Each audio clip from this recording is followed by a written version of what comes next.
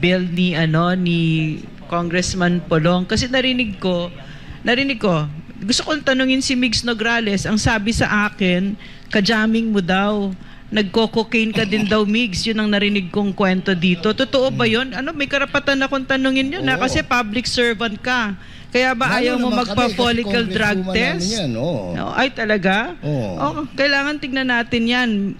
Migs Nograles, Congresswoman, di ba sinasabi mo parate, legislator ako, blah, blah, blah.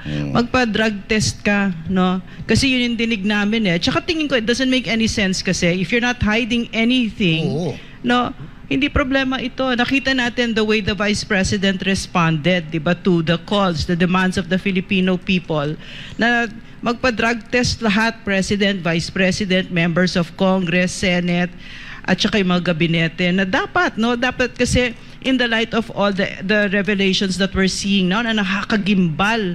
We're a country being led by drug addicts. Nakakatakot, lalo na pag doktor ka at o kaya Pilipino ka na meron kang kamag-anak na drug addict, nalulung sa droga. Alam mo yung kagimbal-gimbal na mga implikasyon niyan. At kaso po laban kay Pastor Apollo Quibon.